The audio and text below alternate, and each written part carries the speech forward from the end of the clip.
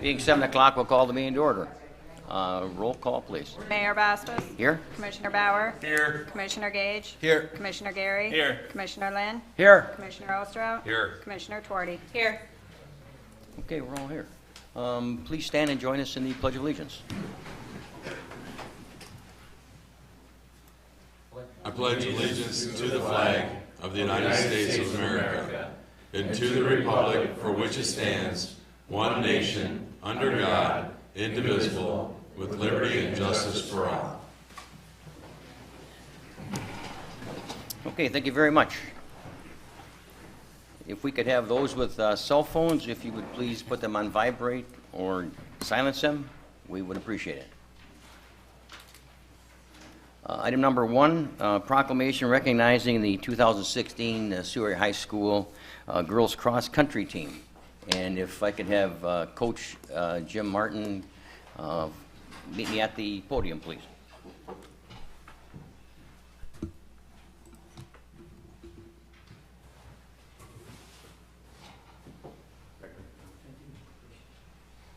We have a number of proclamations to present to the team, and if I could just read it at this point. Let me go this way. City of Sault Ste. Marie proclamation recognizing the 2016 Sioux Area High School Girls Cross Country Team Division I Upper Peninsula State Champions. And whereas the 2016, I'd rather look that way. Let me go this way. Whoop. Feels like I have my back to people. Whereas the 2016 girls cross country team won the 2016 Division I Upper Peninsula State Finals Championship on October 22nd in Rock, Michigan with a score of 34 points, outpacing three-time defending champion Marquette by nearly 20 points. And whereas the 2016 girls team had a winning percentage of 937, they played 110 teams, won 103, beat them 103 teams, and lost 7. Had a 4-year school record of .898 winning percentage out of 413 schools they competed against. They won 371 times and lost 42. So it's just a tremendous achievement by these young ladies. They won their first state final cross-country championship in the nearly 40 years of program history. And whereas the mayor and the city commission, city administration, the entire community of Sault Ste. Marie are proud of Sault Area High School's girls cross-country team members for representing themselves, their school, and their community with honor, integrity, sportsmanship, and a competitive spirit throughout the season. Now, therefore, I, Anthony G. Bosmus, Mayor of the City of Sault Ste. Marie, on behalf of the City Commission, City Administration, and the entire community, extend congratulations to the Sault Area High School cross-country team on the accomplishment of being named Michigan High School Athletic Division Association Division I Upper Peninsula Cross Country State Champion for 2016. And on behalf of the citizens of Sault Ste. Marie, I further congratulate each participant of the Sault Area High School girls cross-country team, which includes, and if I could have each one come up here and we'll present them with a proclamation. The first being Courtney Arbick.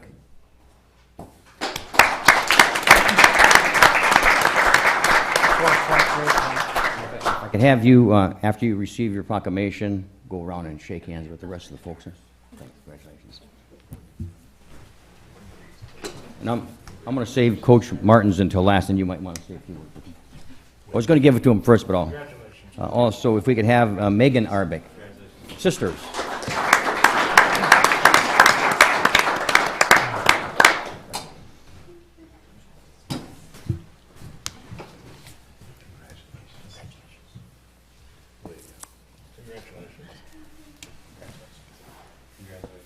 Josie Roos.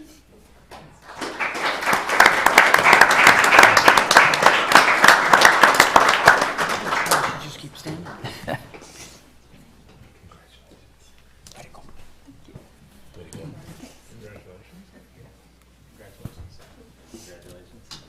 Shelby Evil.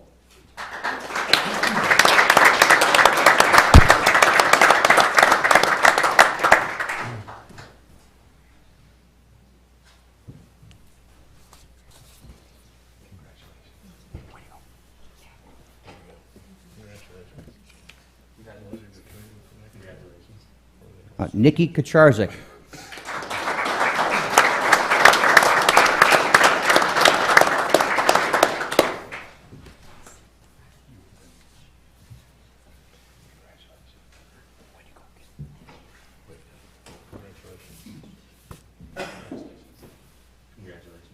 Rebecca Ranta.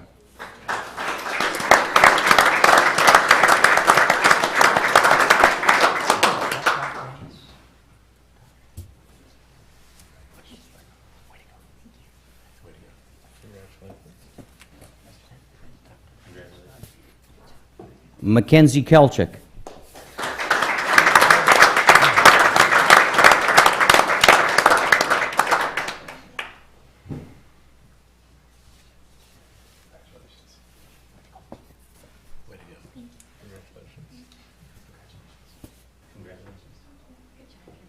Ellie Marger.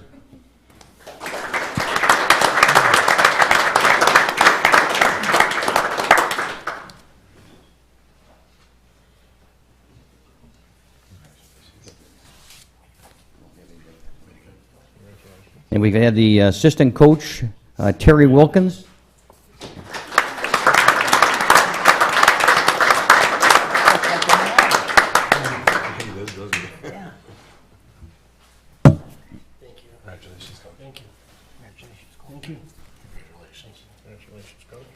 Assistant coach, Stephanie Vert.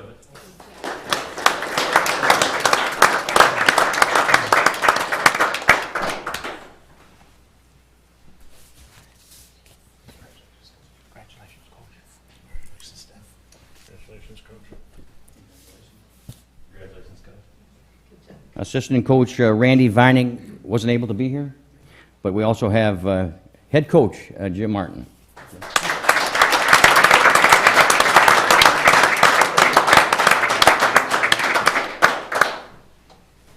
If you just like to say just a few words, we'd appreciate it. I don't know how I'm doing this. So. You're on TV. Okay, I'm on TV. Oh, that's not good. I just would like to thank our distinguished city commissioners and mayor for this great honor. These girls worked so hard, and Coach Vining, Coach Vert, and Coach Wilkins just do yeoman's job. We have over 100 kids who run, and they do a great job. These girls have worked so hard. We've been talking about this for years. To put it in basketball terms, since it's basketball season, it would be like if we had a team that went 18-2, 18-2, 18-2, and 19-1 over a 4-year history. That's what these seniors have done. That is phenomenal for them to do that up against the best teams in the state of Michigan. And I couldn't be prouder of them, and it just goes to show you what happens when our young people from this town work hard, and our kids work hard, and they've certainly been justly rewarded for all their hard work and effort. And last year, this team had the highest grade point average of any team in the state, Division I, Lower Peninsula or Upper Peninsula, 3.997. So they do the job in the classroom, too.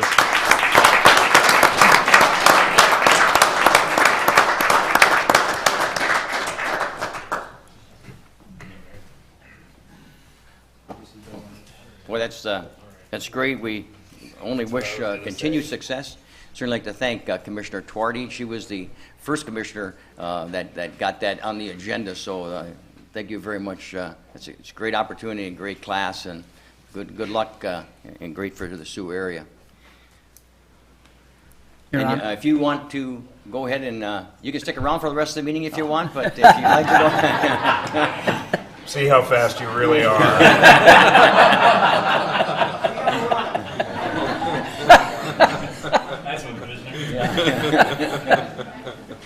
Merry Christmas. Thanks. That's Dan Harvick's daughter. Yes. Next door to us. She's more than a 4 points. Something else. Yeah, both of them. Yeah. Smart. Okay. Item number 2.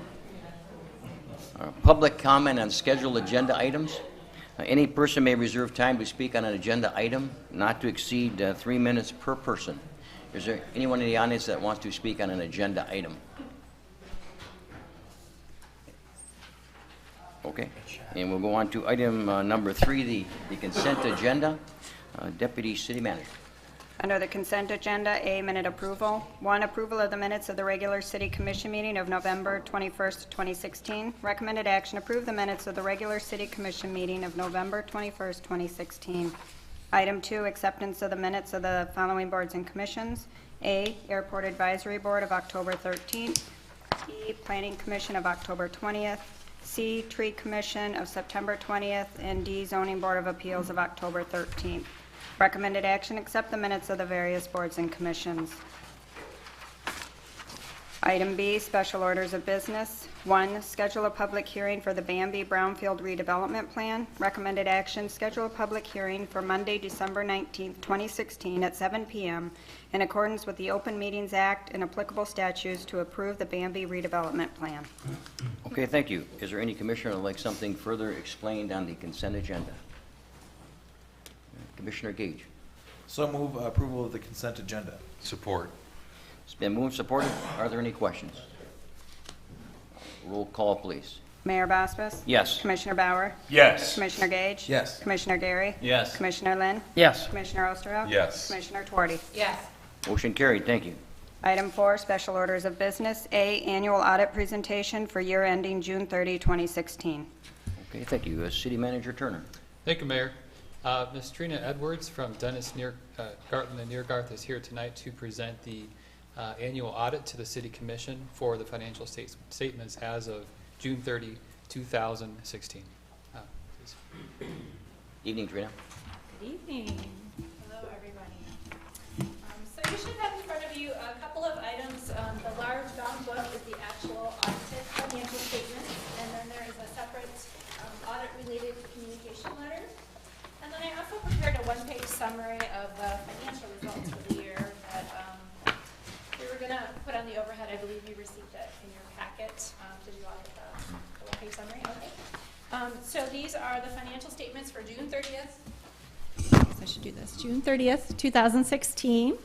And the financial statements are the responsibility of management, and our responsibility is to issue an opinion. And we did issue an unmodified or a clean opinion, which means that we found that everything was presented in accordance with generally accepted accounting principles. So that is the highest level of assurance that we can provide you as independent auditors.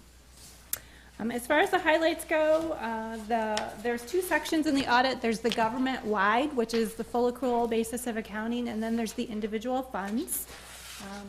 The government-wide highlights are on pages Roman numeral 10 and 11.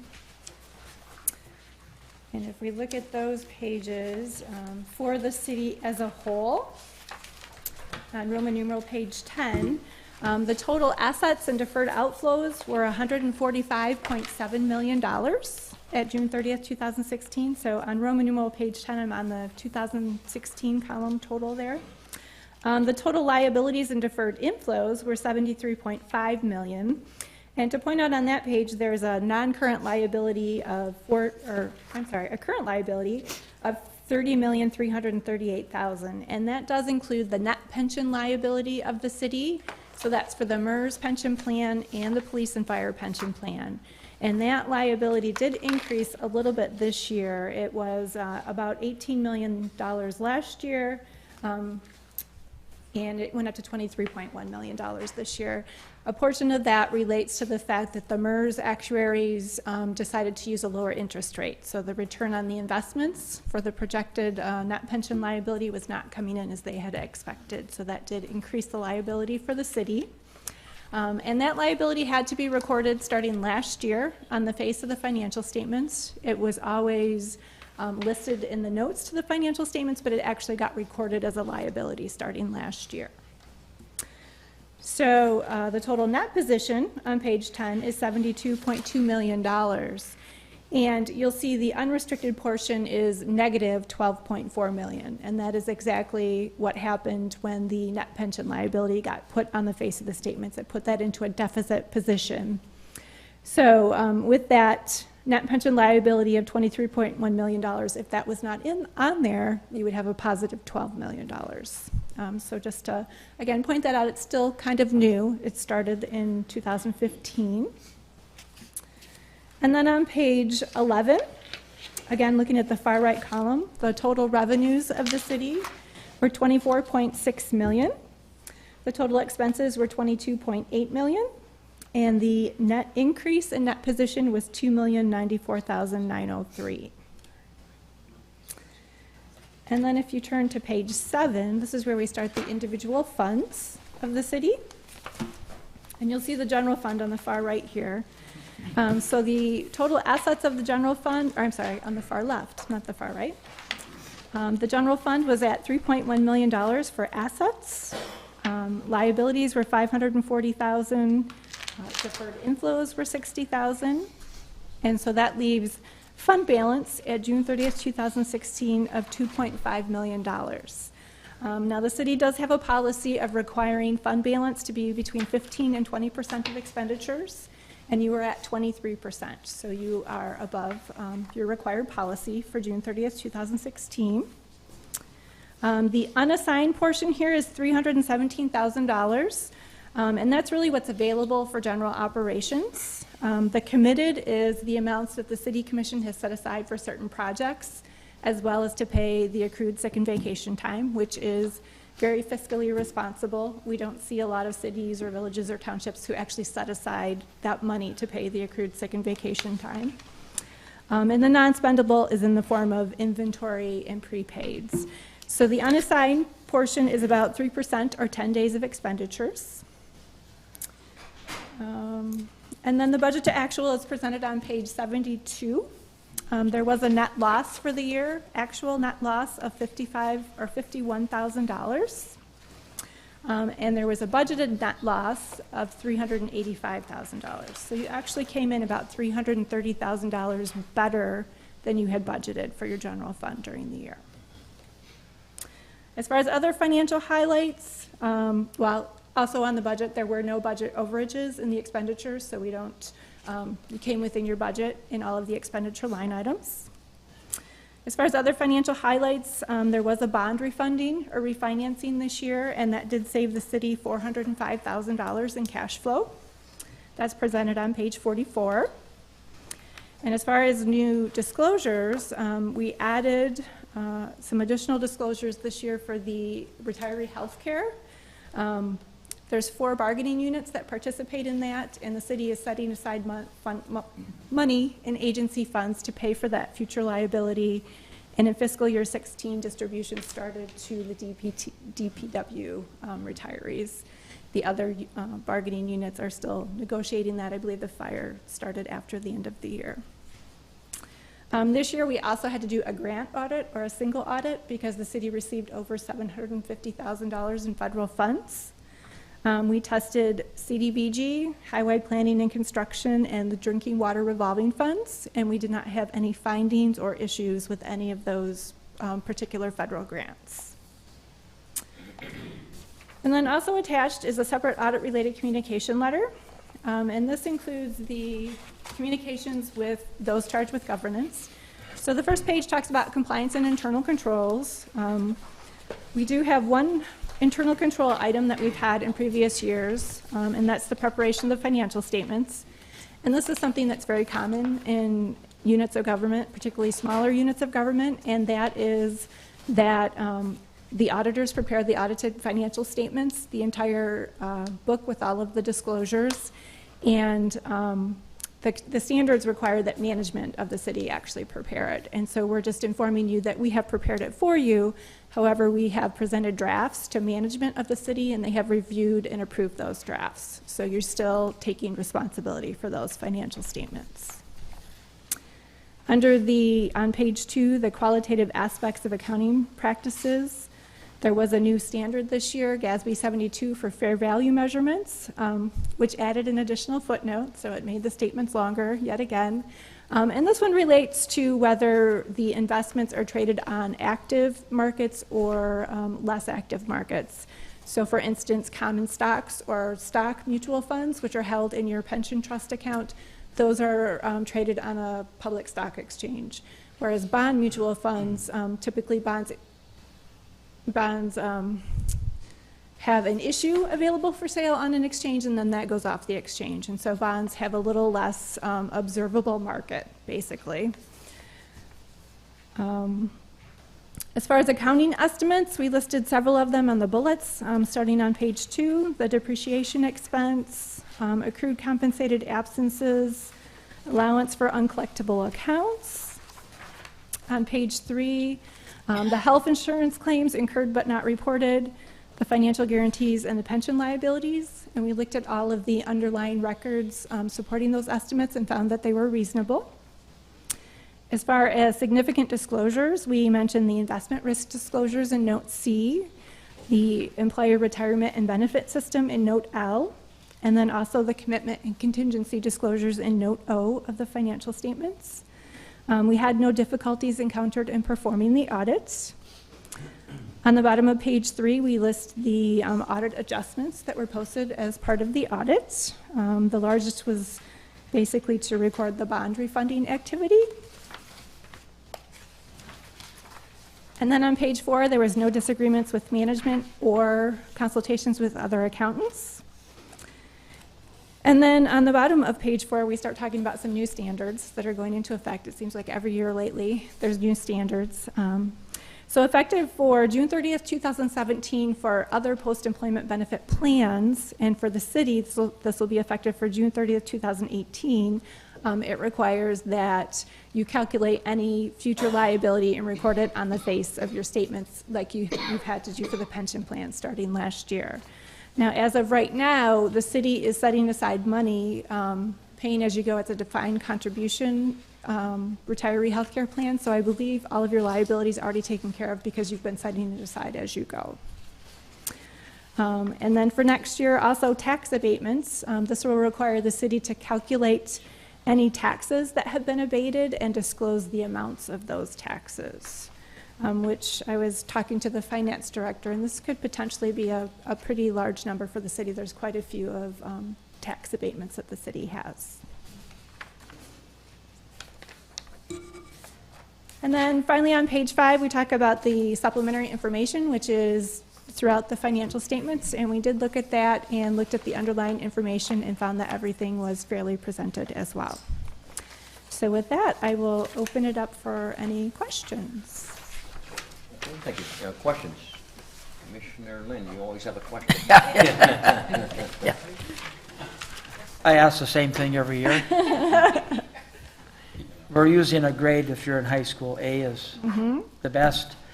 F is what Commissioner Osterholt used to get. Did the same thing last year. Well, your records haven't changed. What would you give the city's, the grade you would give for the city and our situation? In your financial situation, I would say you are probably in the A to A- range, which I think I said A- last year too.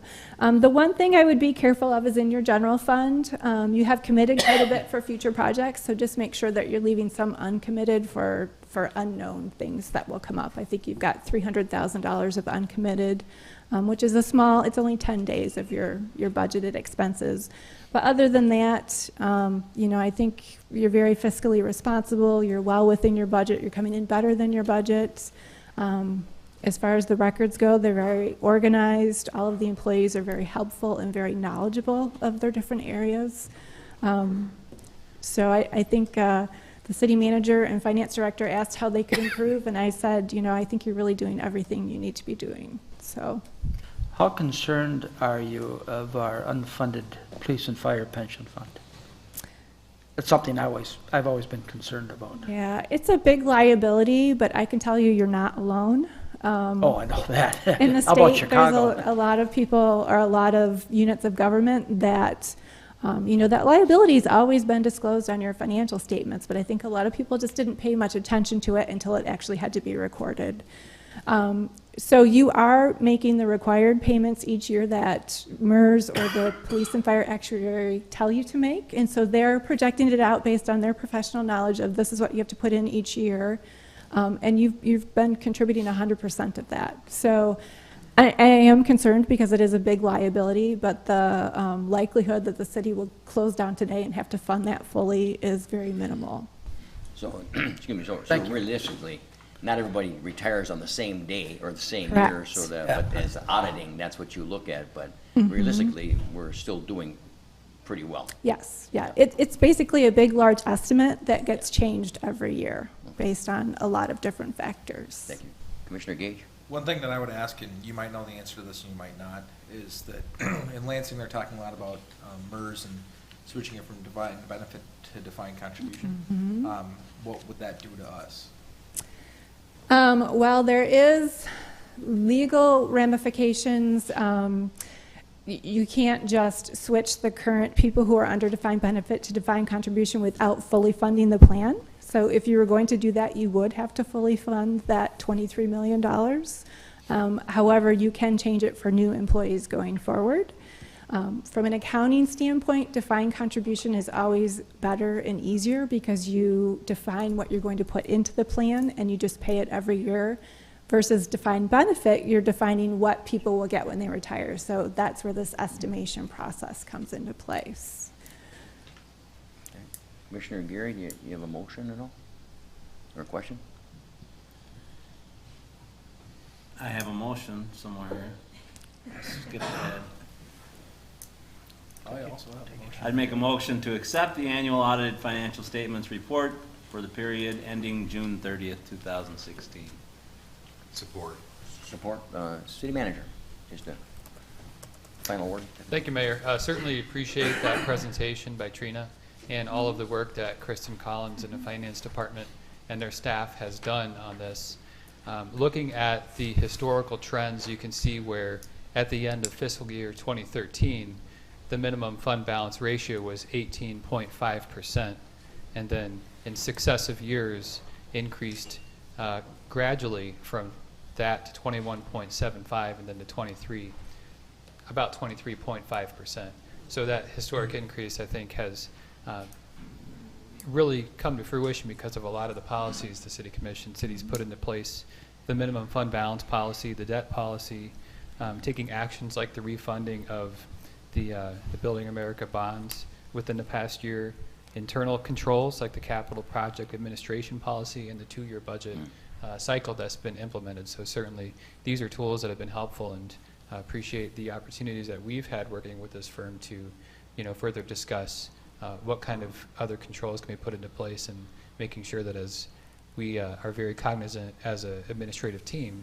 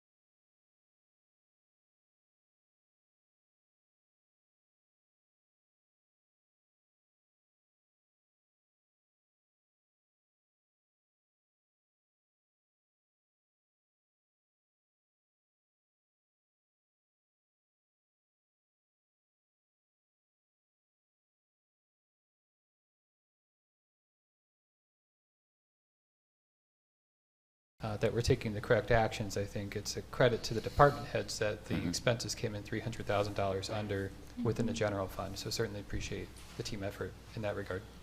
Okay, thank you. Thank you, Tina. Thank you.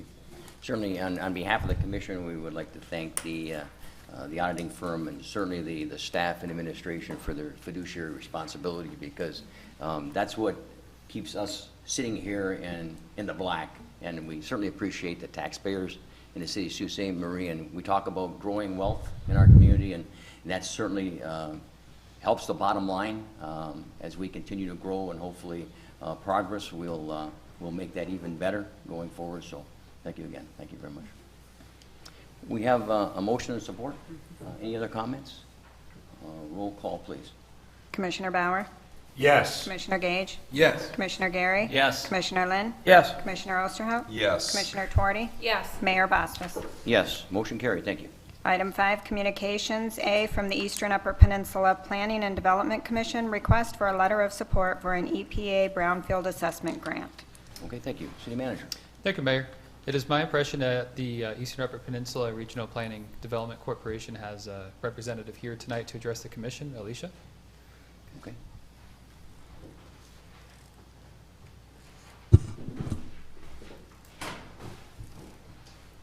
Welcome, Alicia. Thank you. The Eastern Upper Peninsula Regional Planning and Development Commission is preparing an application for the 2017 EPA Brownfield Assessment Grant. As you may already know, brownfields are often found within urban areas, where they're perceived as an environmental issue that can complicate expansion or redevelopment of a community. Across the Eastern Upper Peninsula, numerous brownfield sites can be found. To encourage brownfield development and to reduce the cost and risk to redevelop these sites, federal and state agencies provide brownfield grant funding. These grants are a great tool to redevelop brownfield sites to get the ball rolling on future land development. UP-RPDC intends to apply for the Brownfield Assessment Grant. This assessment is the first step in a brownfield redevelopment project and is intended to evaluate the level of contamination and associated cleanup costs that is necessary to make a site environmentally safe for a proposed future use. This step is critical in brownfield redevelopment process and is often seen as too costly by developers. To maximize the grant award and to benefit the whole region, EUP-RPDC has proposed a regional EUP Brownfield coalition between Chippewa, Luce, and Mackinac counties, City of Sault Ste. Marie, and the Bay Mills Indian community and the Sault Ste. Marie tribe of Chippewa Indians. Through this coalition, we are eligible to apply for the maximum grant award of $600,000, which can be spent over a period of 3 years. This grant does not require match funds and allows a certain percentage of funds to be spent on specific administrative tasks related to the grant. Once awarded, EUP-RPDC will coordinate the formal development of the coalition and associated administrative processes and the internal control. The many benefits of brownfield redevelopment and the EUP Brownfield Coalition include economic revitalization and job creation through redevelopment, reduced blight and increased property values, environmental cleanup and restoration, infrastructure improvement, and an opportunity to collaborate on ideas and efforts and seek greater level of funding. EUP-RPDC is requesting your continued cooperation and support in our regional collaboration efforts. I'm here today to ask you for a letter in support of the Brownfields Assessment Grant that will be submitted with our application for funding. With this letter of support, you will help to improve the possibility of receiving funds from this grant, which will help us to assess the brownfields in our area and may increase the probability of developers looking to move here. That's it. Okay, thank you. Commissioner Gage? Yes, I got a phone call from Rebecca Bowen earlier in the week. She works also at UP Regional Planning, and she talked to me about this, and so I forwarded her along to Oliver. And this is a fantastic tool that we can use to help attract developers and different businesses into the community to tie into some brownfield redevelopment funds. And I always love getting grants that we don't have to throw up any matching funds for. So with that, I move that the City Commission authorize the City Manager to sign a letter of support as provided herein. Support. Okay, it's moved supported. Commissioner Tuarty. Thank you. I just have a quick question. Do you have any sites that you have in mind that you're looking at for redevelopment? I don't think so at this point. I think Still kinda it's just an assessment, so that way we can, when we find areas that we want to assess. Okay. Okay, thank you. I believe the commission, at this point, and we've had a number of sites in the community that in fact, there's one going up, the dollar store Yeah. on Ashman is a brownfield site that we're transferring credits, I understand. And that would be one. Then we had, I believe, the Park Place City Center was a brownfield site, the 6-story structure, the old Central Savings Bank. So was Super Value. And Super Value, okay, good. So we've had them in the community, so any monies that we can generate to help other developers, hopefully, or the same developers want to increase their portfolio, we're more than happy to assist them. So good luck to the Eastern UP Regional Planning and Development Commission. That long row of letters, acronyms,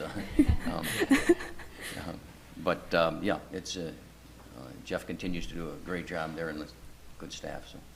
And to reiterate, I don't know if they've got anything in mind. It's just to kind of put together an index and a portfolio, basically, of like what sites are available and that kind of stuff. Mm-hmm. Excellent.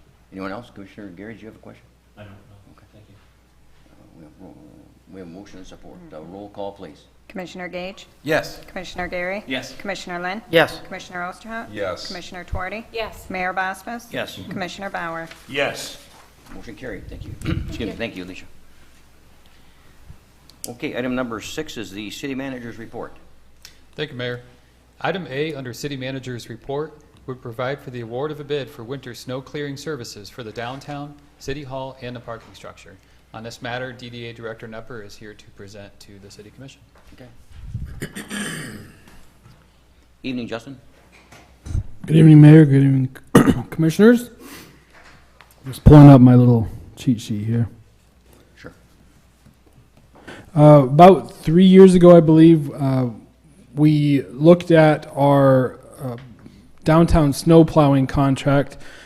For many years before I got here, the city and the DDA split a sidewalk snow plowing contract that covered the cost of our publicly owned property. So if it was DDA owned, the DDA was paying for approximately 50% of the contract, and then the city was paying for approximately 50% of the contract for parking lots like the fire hall or for some of the parking lots around Ashman Street, and as well as intersections and kiosk areas. About 3 years ago, the DDA board started looking at ways that we could offer plowing services to all property owners downtown to make it more easily accessible.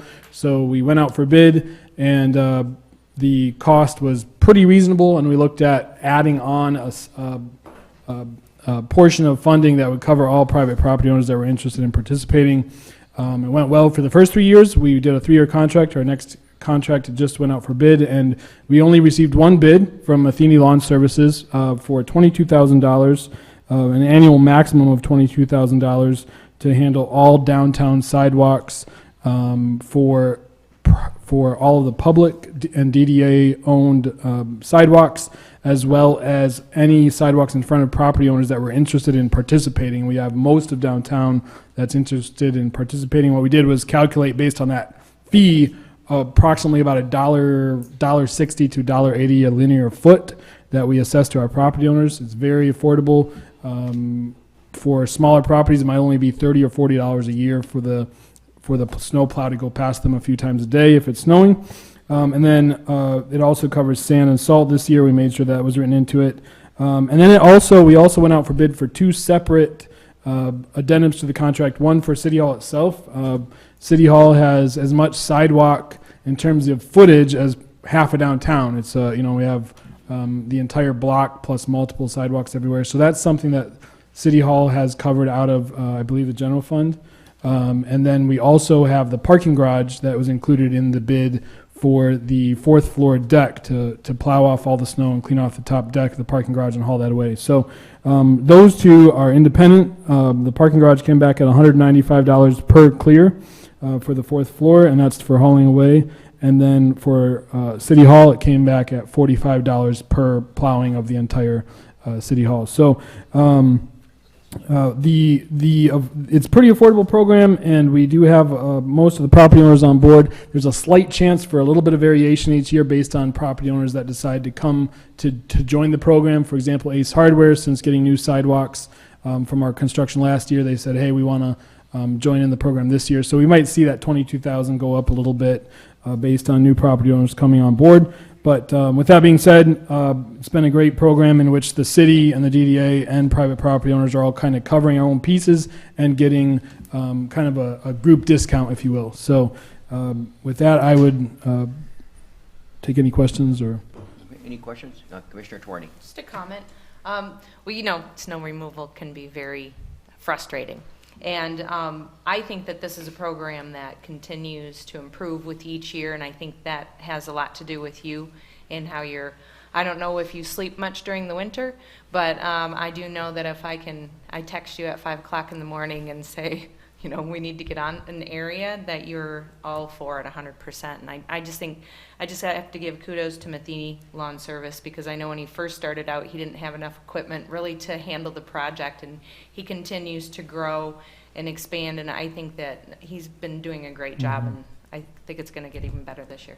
And we did have, it's interesting because our downtown sidewalks kind of mirrors a little bit the same issues that face, I think, snow plowing,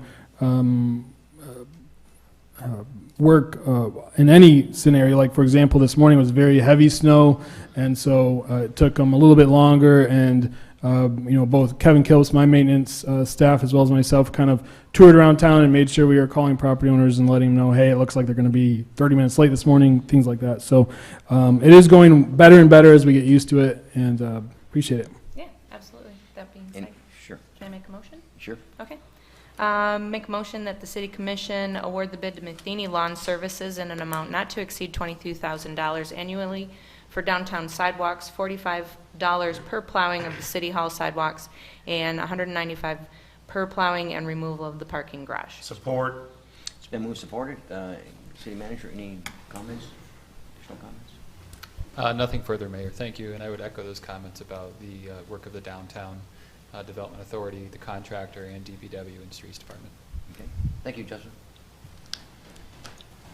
Motion and support. Roll call, please. Commissioner Gary? Yes. Commissioner Lynn? Yes. Commissioner Ostrow? Yes. Commissioner Twardy? Yes. Mayor Bospas? Yes. Commissioner Bauer? Yes. Commissioner Gage? Yes. Motion carried. Thank you. Item B, under the City Manager's report, would provide authorization to apply for a coastal zone management grant to perform a feasibility study to erect the historic Fort Street Bridge. On this matter, City Engineer Bassista is presenting to the Commission. Okay. Evening, Linda. Good evening, Mayor and Commissioners. This item is to, as City Manager Turner said, to get approval to apply for a coastal zone management grant. You may recall we received a coastal zone, or for short, CZM grant for the waterfront redevelopment study, whereby we did the structural analysis and public stakeholder input on the Carbide Dock, Alfred Park, and Harvey Marina. The results of which you will be seeing final. It may come to City Commission. I don't know yet the final report, but it is. It'll be available next month. This particular grant, however, is when our coastal zone management grant administrator from the MDEQ was here a couple of weeks ago.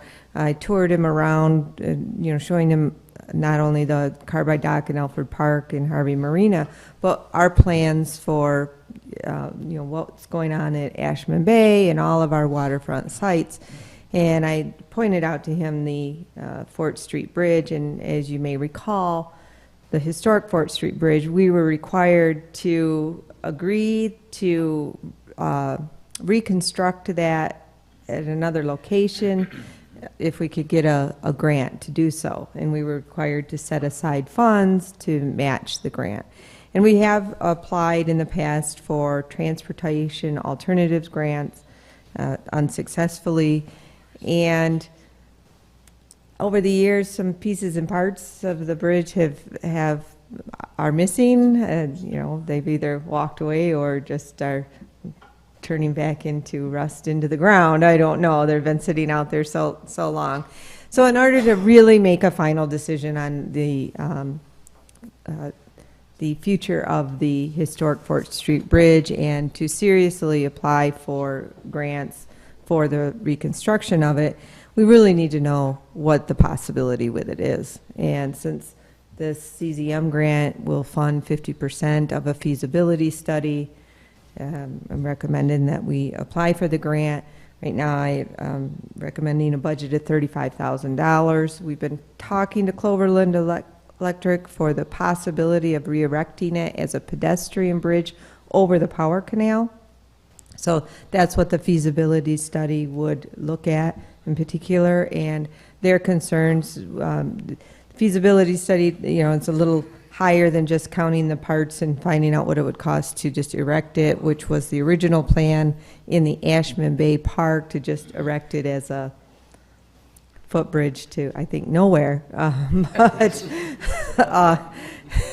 So I'd like to put it to a little better use if we can, and so see if we can see what's left of the bridge and what it would take to reconstruct it.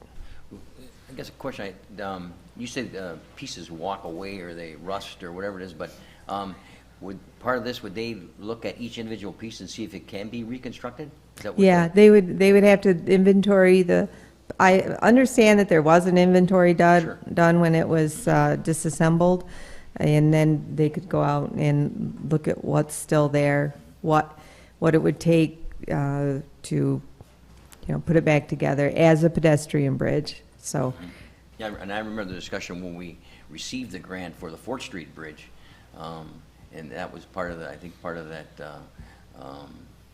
well, maybe, was that part of it, or is that, yes, okay. Yeah, well, in order to, disassemble, take that bridge down and get the grant get approval to construct the new bridge. When I look at $17,000 would be our share, is that something that we stand a good chance of getting back? I mean, we have to put it in. Is there a good chance of getting the other half?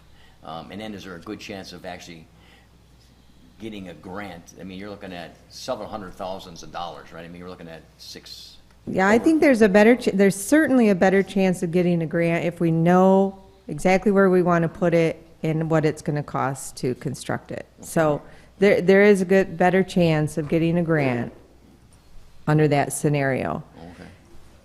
Commissioner Lynn, do you have a comment? How long ago was it that, were you with us when we went down the Michigan Historical Society and listened to those people? Yes. And yeah.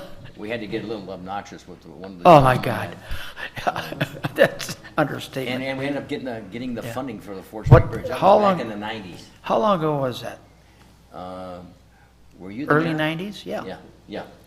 Early 90s. And 94, 95. Okay. And now the bridge was rusting away then. Now it's been sitting outside, I take it? Yeah. Since that time. Is there anything left of it? Yeah, the bigger pieces are there, and I think it would show. Yeah, the pyramids are still there too. There's small pieces down. And being a smaller bridge just for pedestrians, and probably would have to carry some weight for emergency vehicles, but it would certainly be a less substantial bridge, and so it could still be erected, not in its original pieces, but there have to be some additional pieces fabricated for it. It's a Pennsylvania truss. Yes. I guess, and this would be on the west side of the West Portage Bridge, so it would be at the head. Right. Of we were talking to Cloverland about the west side of even the headworks, which would connect Ashman Bay to the West Pier Point. So West Pier. Apartments. In order to, if they wanted to walk across and get in, which take would be relatively nice. I mean, there's a lot of people on the other side of the canal that could take advantage of Ashman Bay Park if they didn't have to go all the way around. Not quite done yet. I thought maybe what's left might go over an alley or something like that. To me, this seems like a lot of pie in the sky that you're going to take that old bridge, redo it, and cross the canal. And then the maintenance on it. Steve, city attorney, you were with us in Lansing on this. Is this something that in that agreement we have to do, or? You don't have to take any action tonight on this. I just find it hard to spend $17,000 something on pie in the sky. I'll go count the pieces for 10 grand. There is no timetable for our activities designed to reuse the former Fort Street Bridge. And then, as you know, one time it was thought that it could be used as an entrance with interpretive signs associated with it to Ashman Bay. In other words, the cars would drive through it as they entered Ashman Bay as some type of historical artifact, which is why it was preserved in the first place. That sounds more logical to me. But I don't know if Cloverland would be too keen about hanging it over top of the power canal. Again, especially after the prior style bridge on Spruce Street fell into the power canal and resulted in the death of Remember that. of an employee. Not when it fell in, but that project resulted in the death of an iron worker associated with that project. And the commitment that we made with respect to saving the bridge did not require us to rebuild the bridge in any particular time frame. So you can pick and choose as it relates to the efforts you decide to make to accomplish its rebuilding. Does that answer your question, Commissioner? Yes, Your Honor. Okay. Let's go over to Commissioner Gage, I think, and then Commissioner Warren. So a couple things. One, I run in Ashburn Bay all the time, and I've always wondered what that pile of stuff was. Now it's cleared up for me. Now I know what that is. I think that it would be really cool to have it be a pedestrian bridge if it's feasible. But to clarify what we're voting on tonight, it would be to apply for a grant to just do a study to tell us what we possibly could do. Mm-hmm. So, I mean, that's a lot of money just to scratch our heads. Commissioner Twarney. Yeah, thank you. I tend to agree with Commissioner Lynn on this right now. I don't think that it's a pressing issue that we need to jump into. I also would be concerned about how Cloverland would feel about us even considering the fact of looking at this material to go over their power canal. And I just don't see a reason to spend almost $20,000 right now at this point. Yeah, and just to clear up that, I believe, in talking with the city manager, that it doesn't necessarily have to go over the canal. It could go back to the original Ashman Bay as a footbridge, as an RV bridge, just so you would see this in the skyline as a entryway into the Ashman Bay area there. So is that true? Yeah, absolutely. And just keep in mind, I'm requesting $35,000 because it would get us further in a feasibility study should Cloverland Electric be amenable. We have discussed with them the possibility, and they've given us what their concerns are. One, being able to get tugs up to the headworks, and then, of course, they're always concerned about their walls. So a feasibility study, depending on as we talk to them, first we could do the inventory and just what it would take to construct it anywhere, even if it's not over the power canal. And then if discussions with Cloverland continue, we could go further into the analysis. So we wouldn't have to spend the full amount, but that would get us further down the road as far as determining whether or not we could get it over what it would cost and what the feasibility would be of getting it over the canal, as opposed to just in Ashman Bay as a trail. Commissioner Gary? I wondered if city engineer or city manager could explain what the $250,000 general fund reserve that's currently in place for the historic Fort Street Bridge is. Thank you, Commissioner Geary. It's my understanding those funds were set aside within the general fund. Some of the capital project funds that Ms. Edwards referenced during her presentation that have been set aside and are committed but not necessarily restricted.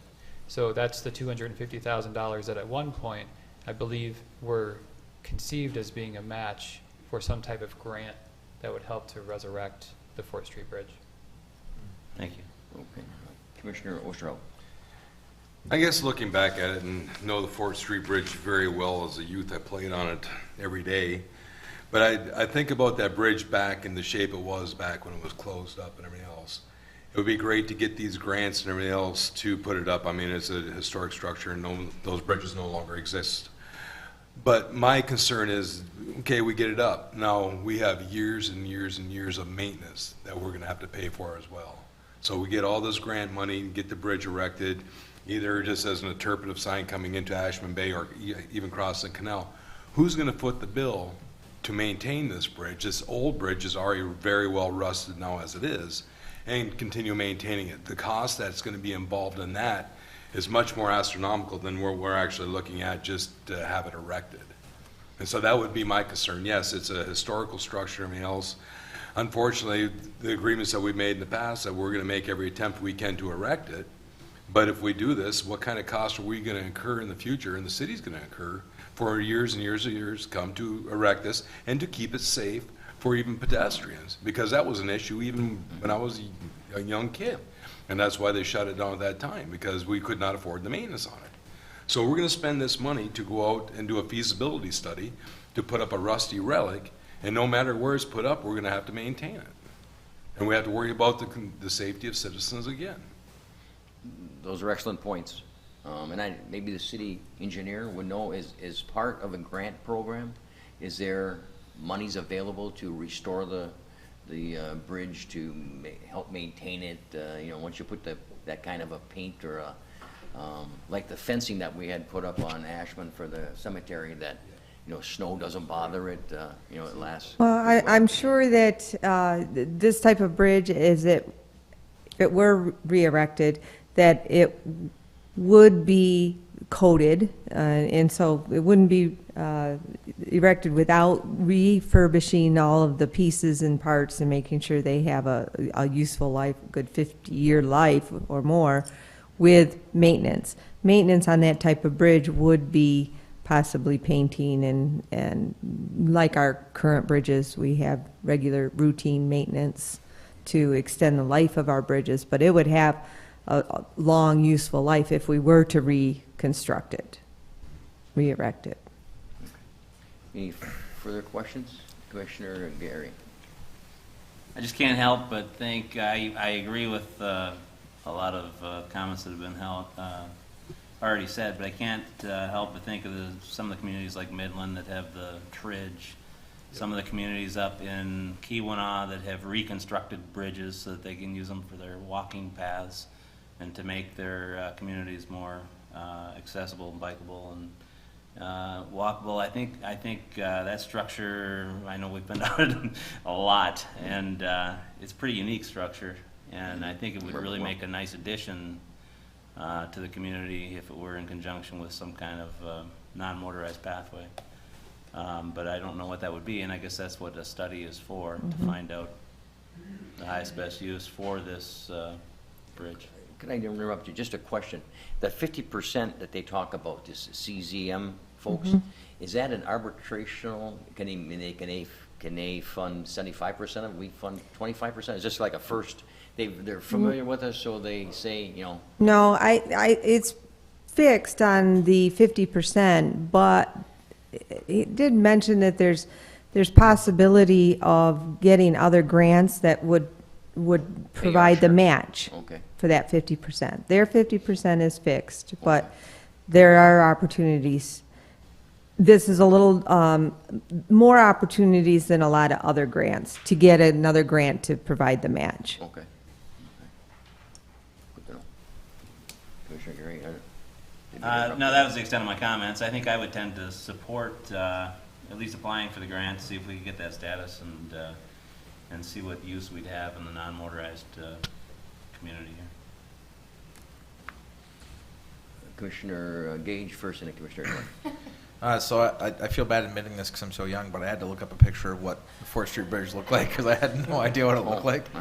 What year was that?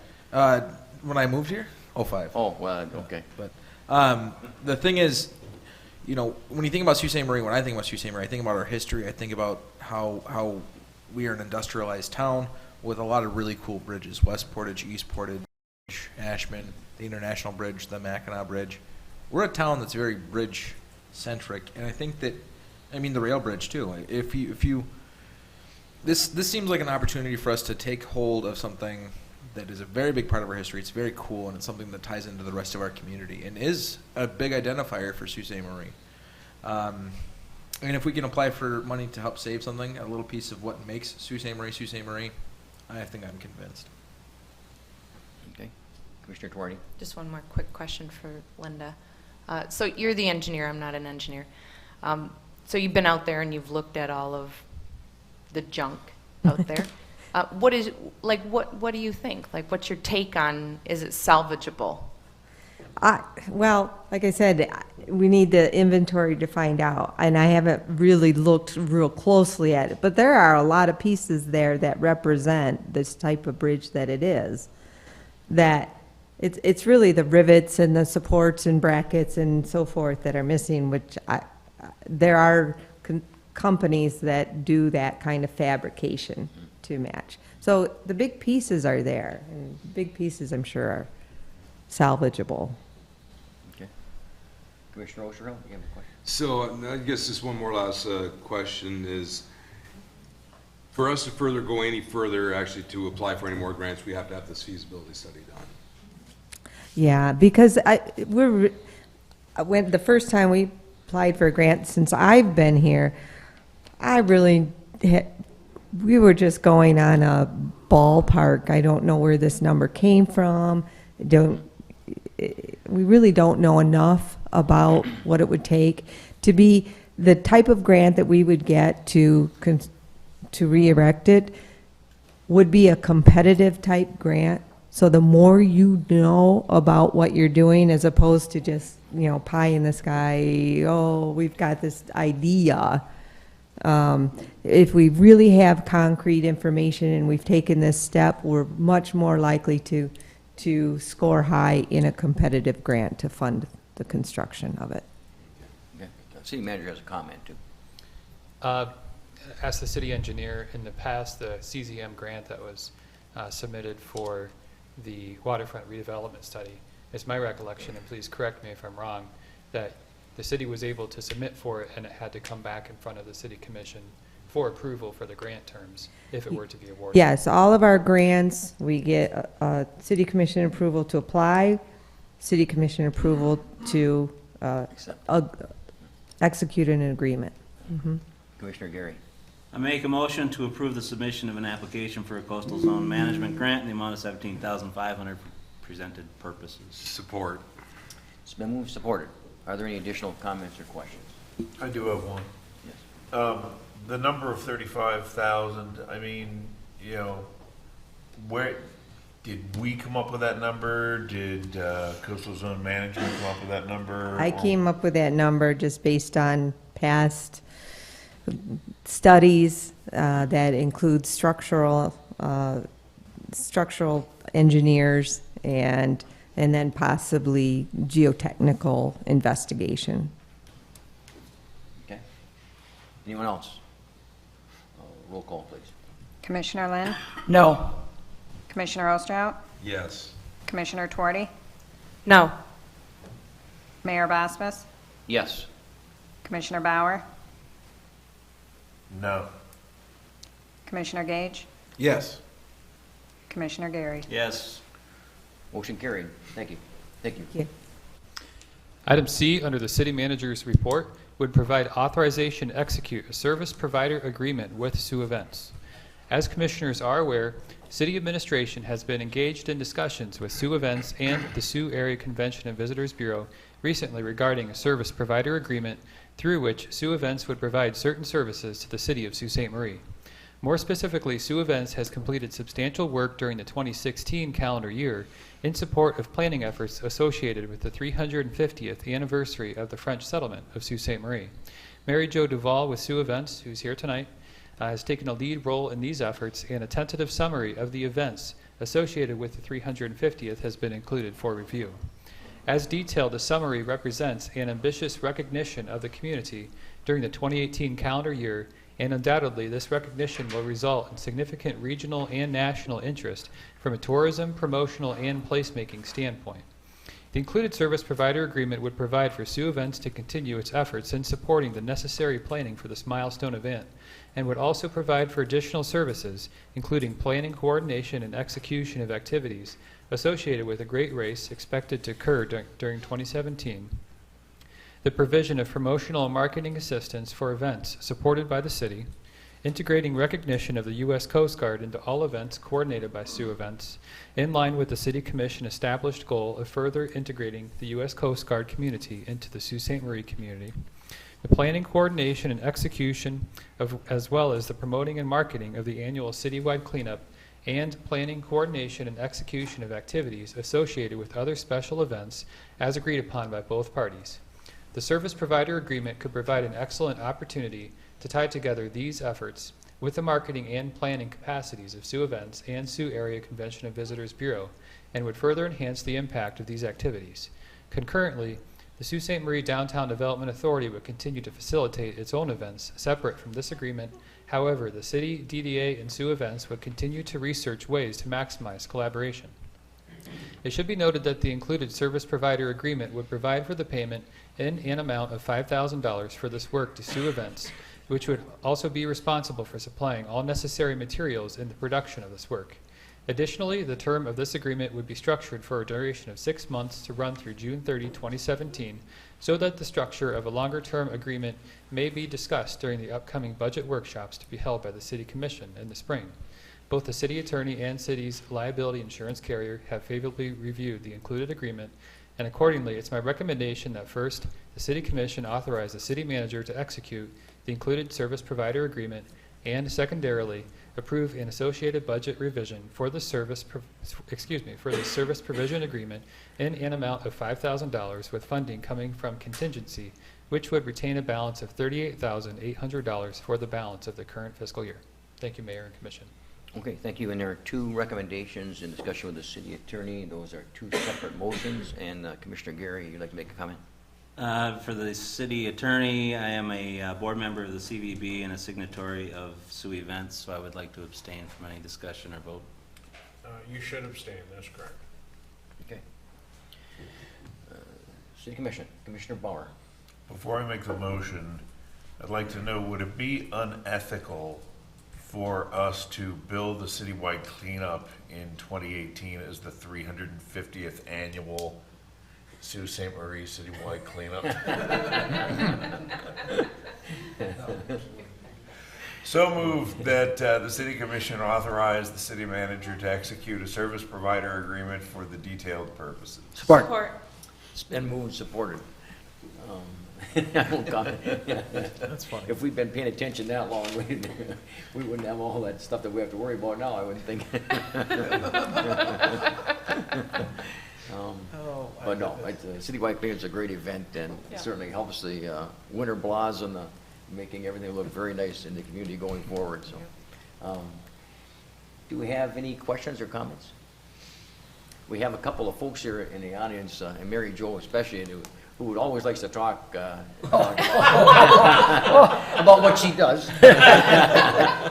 And she's just a great ambassador, and she's along with another ambassador sitting with her, Linda Host. So, Mary Jo, you're doing a tremendous job. Well, with thank Sioux you. Events. So if you'd like to say just a little bit about what's going on. Yeah, my 6 months, I've enjoyed being here, working with everybody, new relationships, and continuing older relationships as well.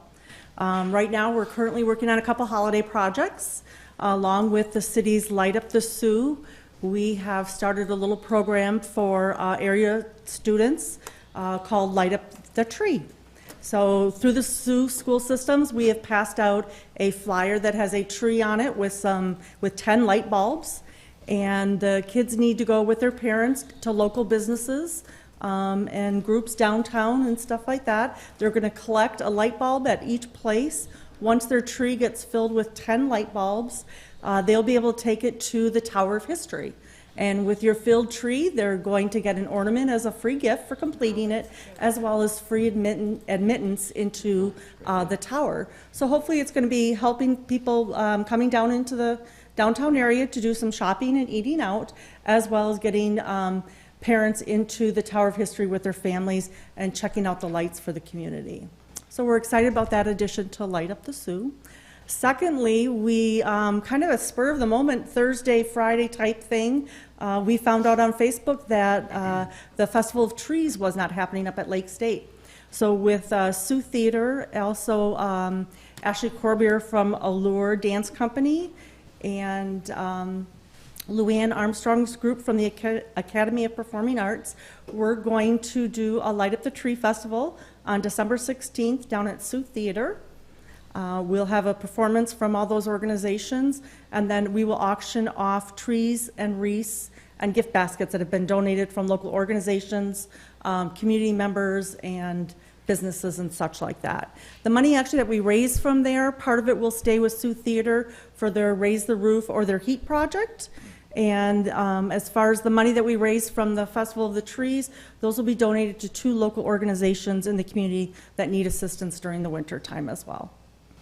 And then thirdly, the big project that I'm always constantly working on, and as I go to bed, I'm thinking about what we can do and how we can make this a grand event, is the 350th celebration for the city.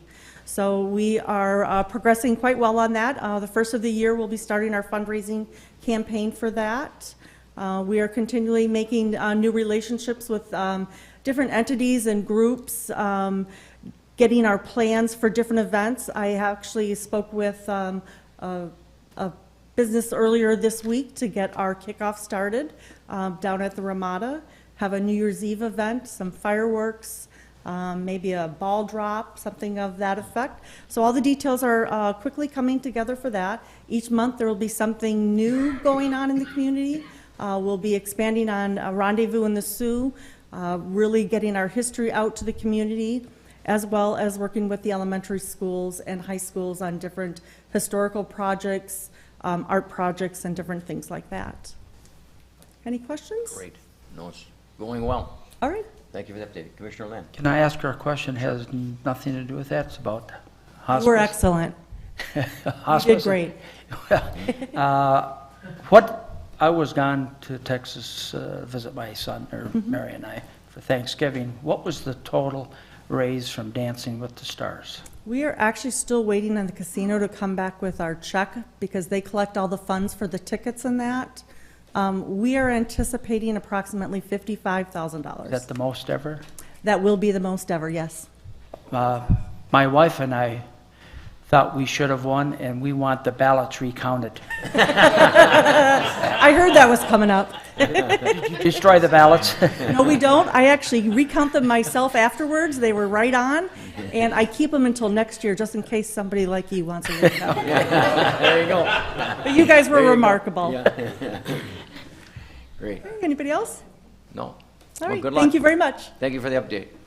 Speaking of trees, I on behalf of the City Commission, certainly like to congratulate the Downtown Development Authority and the city for the tree on City Hall. Oh, God, it's beautiful. Tremendous, changing colors, and it looks really good. And the parade was excellent and well attended, and just a great night. So, thank you very much for that. Okay. Where we at? We have a motion and okay. Any other comments? Roll call, please. Commissioner, On the first, there's 2 motions, right? Yep, on the first one. Commissioner Osterhout? Yes. Commissioner Twardy? Yes. Mayor Bosmas? Yes. Commissioner Bauer? Yes. Commissioner Gage? Yes. Commissioner Lynn? Yes. Motion carried. Commissioner Bauer. I also move that the City Commission approve an associated budget revision for the service provider agreement in the amount of $5,000, with funding coming from the general fund contingency, which would retain a balance of $38,800 for the balance of the current fiscal year. Support. It's been moved, supported. Are there any questions? Roll call, please. Commissioner Twardy? Yes. Mayor Bosmas? Yes. Commissioner Bauer? Yes. Commissioner Gage? Yes. Commissioner Lynn? Yes. Commissioner Osterhout? Yes. Motion carried. Thank you. Item D, under City Manager's Report, would provide approval to execute the animal control contract with Chippewa County. On this matter, Police Captain Larson is here tonight to detail to the City Commission those changes to the proposed agreement. Okay. Evening, Captain Larson. Good evening. Historically, the city's contracted with Chippewa County Animal Control for 2 years at a time, agreements for a contract for additional, well, services and additional services. We typically pay, in addition to what we normally get as service from the Chippewa County Animal Control, an additional 20 hours set aside. Usually, or yearly, what it has been budgeted for is $24,000. And this included the payment, any type of overtime payment, reimbursements for uniform, gas, additional funding, like $25 per animal for pickup that have been hit by cars, small animals. What they've done is negotiated a new contract. This contract expires the first of this year. A new contract is, the changes you're going to be looking at is a flat monthly rate of $1,300 to replace the hourly rate plus fringes. And this would be versus an average of $2,000 as the previous contract. There's going to be no mileage fees, no additional fees for uniforms, no additional fees for skunk removal, small rodent removal, adjustments to the work schedule. They're going to allow for adjustments to the work schedule for the animal control officer. They're still going to work the same amount of hours, but they'll be more flexible on the times that they can come back and forth inside the city to help us out. And they'll be keeping the 2-hour overtime call-out rate. So those are the differences. It's basically a savings of money. It's more easy to budget. We have an exact amount. There's no unknown variables involved. Okay. Any questions of Captain? City Manager, anything? Just appreciate that outline, and the captain, couple, 2-3 months into his new position, has done an excellent job, so thank you very much. Great. Thanks. Thank you. Commissioner Tuardi. I move that the City Commission approve the proposed 2017-2018 Animal Control Supplemental Services with Chippewa County. Support. It's been moved, supported. Are there any questions? Roll call, please. Mayor Boswell. Yes. Commissioner Bauer. Yes. Commissioner Gage. Yes. Commissioner Gary. Yes. Commissioner Lynn. Yes. Commissioner Osterhoff. Yes. Commissioner Tuardi. Yes. Motion carried. Thank you. That concludes the City Manager's report. Thank you, Mayor and Commission. Okay, thank you. City Manager. Thank you. Item A under status reports is an update on the upcoming fiscal year budget preparation schedule. The report from the Finance Director, Kristen Collins, that outlines the proposed schedule has been included within the packet, and if anybody in the community would like a copy, certainly happy to provide it. Several of the important dates that are coming up include Monday, February 13th, 2017, which is the annual goal setting session. Monday, April 17th, which is when the annual budget will be submitted to the City Commission by City Manager, and the budget work sessions, which are currently scheduled for Tuesday, April 18th, as well as, if needed, Wednesday, April 19th, and April 20th, which is a Thursday. As in years past, there will be a meeting following the budget work sessions to reconcile the budget, and that's set to occur on April 24th, and then the scheduling of the public hearing on May 1st, and on May 15th, the budget would be eligible to be formally adopted. As noted within the included materials, this would be the second year in which a 2-year budget would be considered by the City Commission, and the first year in the budget would be formally approved, with the second year being approved in concept. And just as a note, the 6-year capital improvement plan, which will help to form the basis of several of the budget considerations, will be presented to the City Commission for adoption and approval during the month of January. Okay, and just for the Commission's information, we have already reached out to former Commissioner Bill Munsell, and have we heard back? Thank you, Mayor. Yes, we have. He's indicated that he's very happy to continue to take part. Excellent. Great. Okay, so any questions on the schedule? The, Okay, we'll be talking about that as we go forward too, I would think. Commissioner Lynn? the goal-setting session, February 13th, a very important question, will lunch be served? Yeah. Yes. Good, good. Okay. Okay. Next one, I guess. Thank you, Mayor. Does that require? No. Okay. Item B under staff reports is the 2016 construction season recap, and I would welcome back City Engineer Basista to the podium. Okay. Status report, please. Lots of snow overnight. Happening again. The 2016 construction season is officially over. So as in past years, I've provided a brief PowerPoint to just demonstrate the projects that were completed in this previous construction season.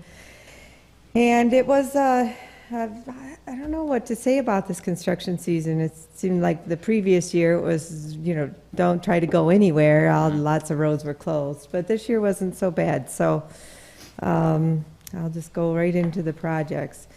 In 2016, we did the sidewalk replacement program. We expanded it, as you recall. We were originally going to just do Easter Day, continuing where we constructed in 2015, and then going south on Seymour as a school route. But the prices and so forth were so good that, as you recall, you agreed to approve a change order to add. So we added some sidewalk on Sheridan and Fort Streets. So we spent a total project cost this year was $91,000. And we're planning, right now, we're planning around at least 500 lineal feet for next year.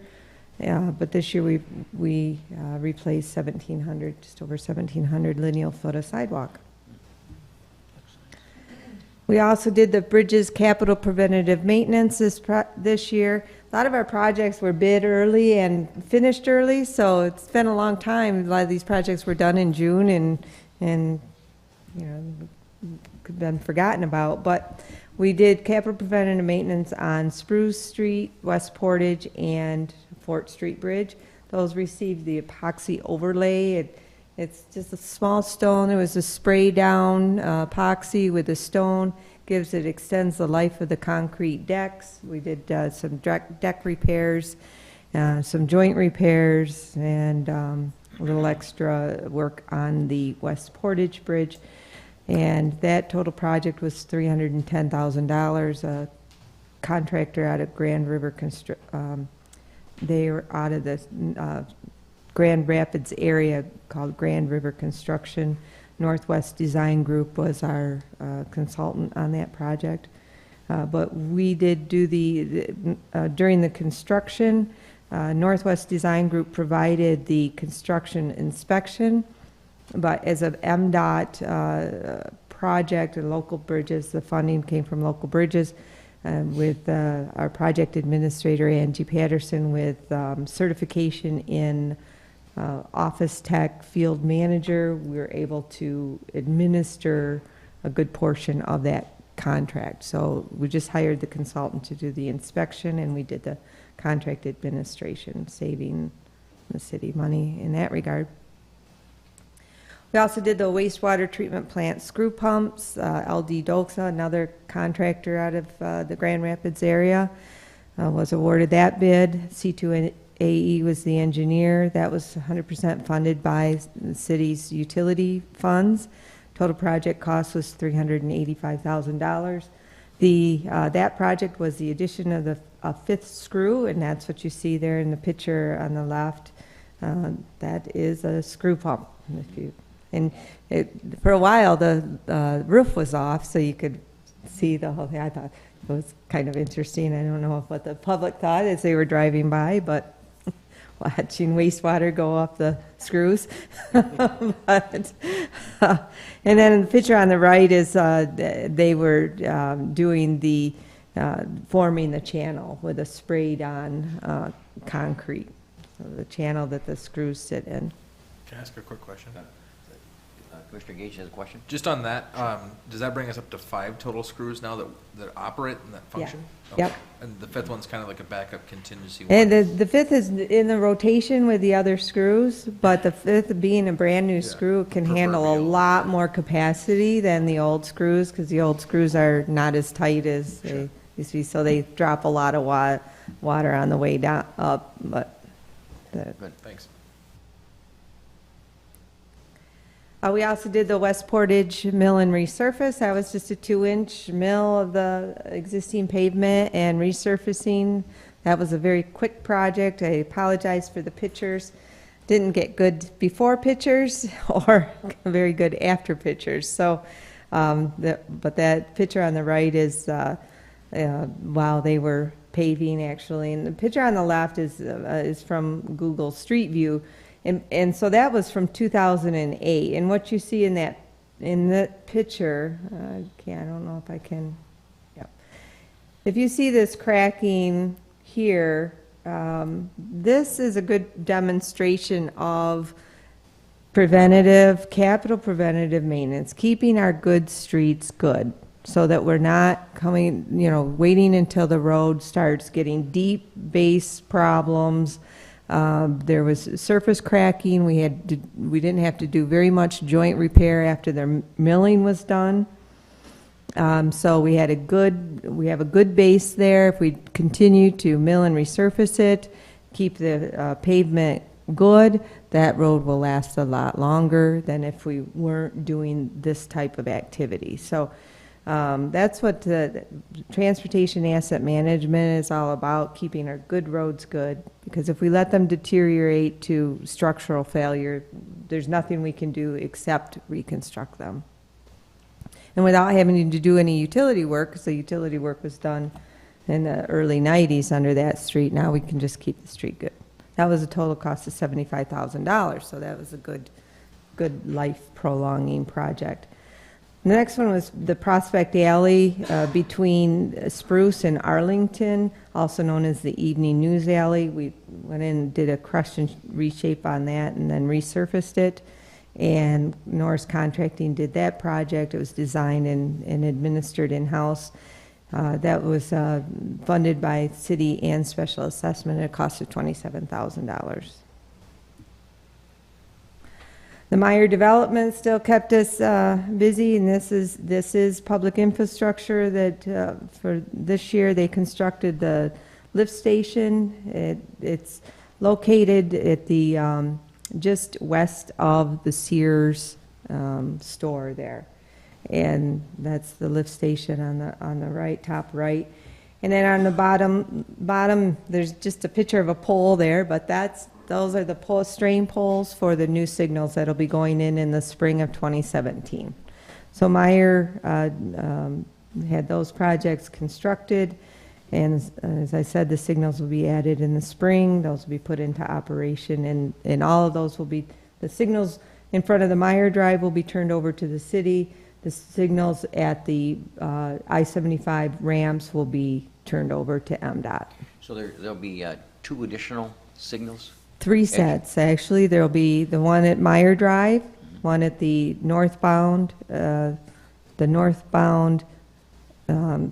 exit ramp and the southbound exit ramp. So one on each side, a set of signals on each side of the bridge. And they'll all be synchronized? They will be synchronized, so that they'll run off of one master controller, so that they'll stay in sync. Because those are the one at the southbound ramp and the Meyer Drive are very close. So yeah. I do have my concerns about that. Yeah, there's a lot of discussion.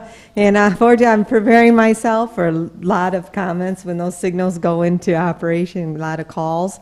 So it's pretty heavily trafficked area with the west side of town too, so having them synchronized appropriately is going to be important. Having them timed together is absolutely imperative. But then we also have the the 4-way stop at 14th and Radar Road, and that's pretty close too. That 4-way stop. Yeah. So people are going to hit those stops, potentially one right after another, and I don't know how happy they'll be about it if they're not timed well. So then we finished up our CSO C3, all the utility work, and just left for next year. The 3rd year of the 3-year project will be the final paving and then cleaning up, restoration, and so forth. We did Johnston Street from Spruce to the Power Canal, Kimball Street from Lyon to Cary, Cary Street from Kimball to the Power Canal, and Dawson Street from Bingham to Johnston. And so that, with the completion of the utility work this year, we have completed the all of the planned, programmed sewer separation work as part of the 1994 20-year Tremendous. CSO project. Other than we have one more course of asphalt, right? One more course of asphalt Extra. for this project. Oh, and we added Spruce, West Spruce from Ashland to Osborne as well. So, yeah, that wraps up. Now we have to go into the what's called project performance certification phase. It's part of our NPDES permit that we're required to certify that we've done all the separation. That's going to involve flow monitoring and modeling of our sewer system. We know we have a wet system, meaning it's highly impacted during wet weather, snow melt and rainfall. So we have to find out why we're heavily impacted. Is it a are there still catch basins out there tied in that maybe got missed? Or is there still bad sewer, the part of the older sewer just having infiltration?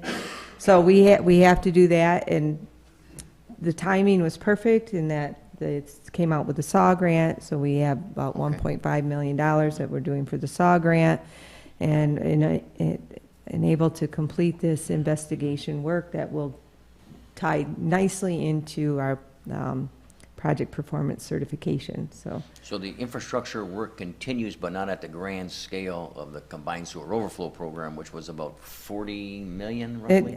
Yeah, overall, we're right around 40 million total. Okay. Unreal. So Great. So we completed about 5 million this year. The last year, if you recall, the first year of this C3, we completed about 65% of the work, and that was 6.5 million. And this year, we completed about 5 million worth of work. Any questions of Linda?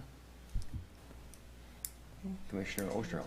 So you're going to part-time after this year? And until next season. And I just realized as I was talking, I missed a slide. That would be, we did do the capital preventative maintenance, some lighter mill and resurface and work on 3rd Avenue, Sheridan, and Tremps Grand, and then some pavement patching. So we did that, and that was on this, and I missed that on this. Great job. Thank you. Commissioner Gage? I just remember one question. Then this is probably not even on your radar at all, but when are we going to hear kind of the plans for next season? Is that usually in February or March? On the construction activities for next season? Yeah, usually about March time. It's right about the time that the budget is completed, because you'll have the CIP, what we're proposing for next year, and you'll also get it in the year-end department. We know report 2018 as is a well. big year. Yeah. Yes. Let alone the 350. We got a lot of construction. Right, so we're going to keep that year as light as possible, although I don't see it being light. Yeah. The business spur. It hasn't been a light year yet since I've been here. So. Wow. Okay. Thank you. City Manager. Thank you for that presentation, Linda. Item C under status reports is another reminder about the Light Up the Sioux event from December 16th until the end of the month, from 5 p.m. until 9 p.m. from 210 feet in the air, with the exception of Christmas Eve and Christmas Day. You'll be able to go up to the top of the Tower of History. The cost is $4 for adults, $2 for children between 6 and 18, and it's free for those 5 and under, and the family rate is $10. And you'll be able to see the entire city. For those that have decorated, it'll certainly be a nice view. And certainly the Light Up the Sioux Committee is encouraging residents to complete registration forms if they so wish and submit them and have an opportunity to win prizes.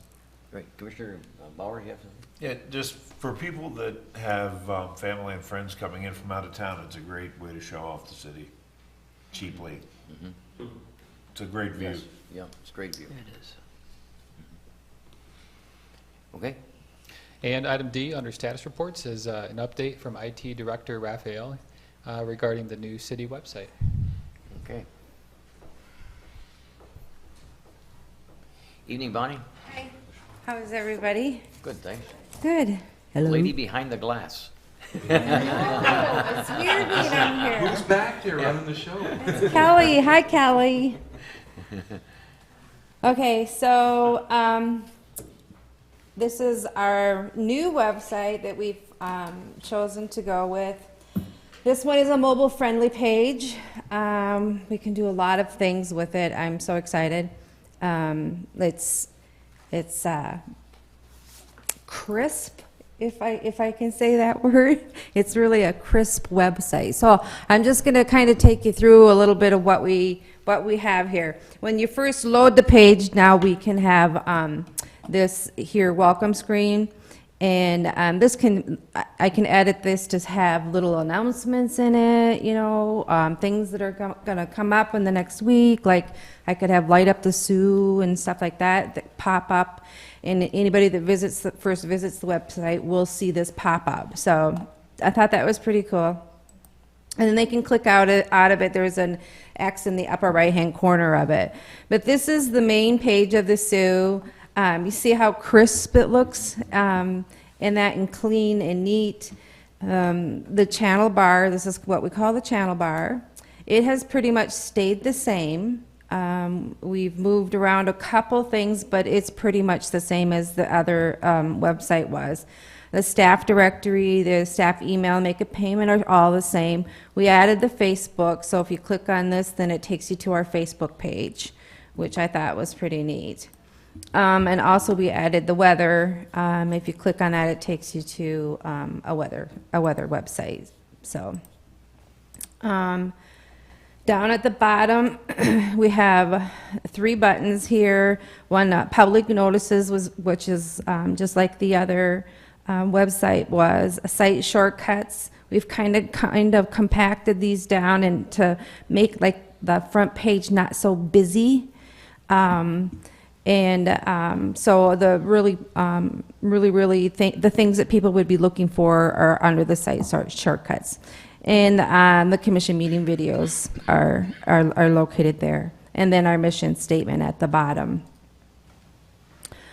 Under your government, if you click on it, the first is the mayor's welcome and the mission statement and the 2020 vision statement. This has not changed. It's the same, the same as it was.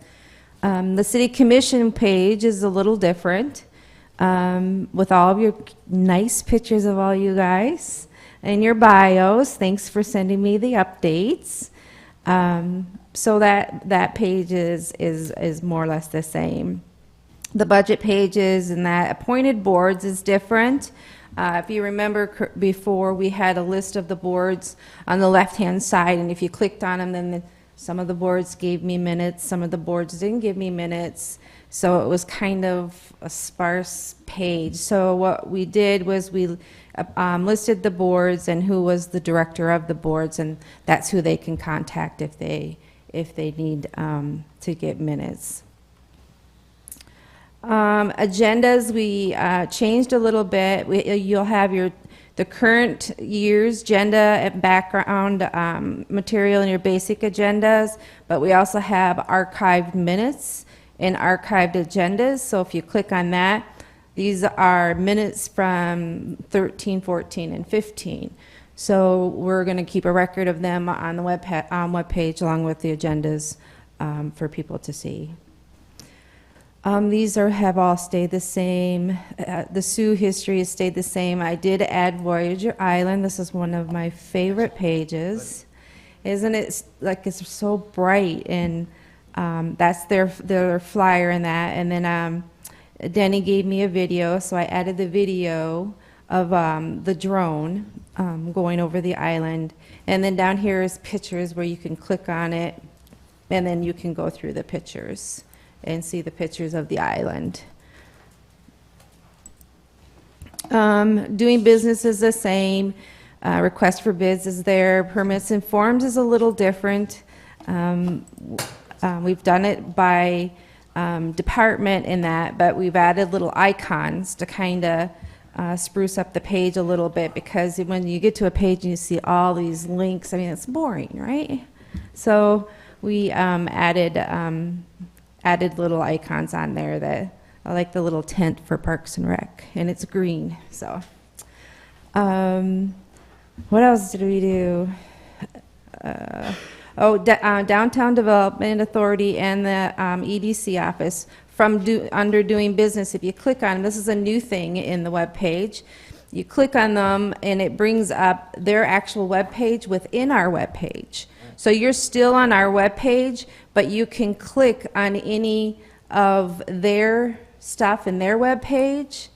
You know, then you don't have to hit the back button to get back to our page. You're still on our page, but everything in their web page is still clickable, which I thought that was pretty cool. EDC's is the same way. See, that's the EDC page, and you can click on any of the links or anything in there, and but you're still at our web page. Departments, it's pretty much the same. I took out IT because there's really not much there. But yeah, they're pretty much all the same as they were before. They just look a little different. And yeah, I think that's about it. Is there any questions? Oh, I did want to show you one thing. Can I show you one more thing? Sure. This is mobile friendly now, meaning that you can use it on any of your mobile devices. And this, this is the only way I could show you how it's going to look, because the thing shows you, the editor shows you. So when you go to the web page, when I go live with it, this is what it's going to look like on your mobile device. If you scroll down, this is the channel bar. If you click on that, see how it has all of the stuff that was above, like your government, there's your city commissioners and your annual budget and that. So you just click on that. You can still search the page like on the regular computer. You still have all your little icon things, but the pictures are really cool because it automatically shrinks them down to fit the size of the device, and it goes through them. Public notices, and all these links you click on them and it'll take you right to that spot. So this is what it'll look like on a mobile device, where ours right now you have to scroll over and up and down because it's not mobile friendly. So it'll be pretty cool. So, any questions? Any questions? Thanks. Very good. Thank you. And it launches tomorrow. It launches tomorrow. I'm gonna launch it tomorrow. Wish me luck. Thank you. Thanks, guys. Thank you for that presentation, Bonnie. And that concludes the status report sections of the agenda. Thank you, Mayor and Commission. Okay, thank you. Item number 8, matters presented by the public. Yes, Justin.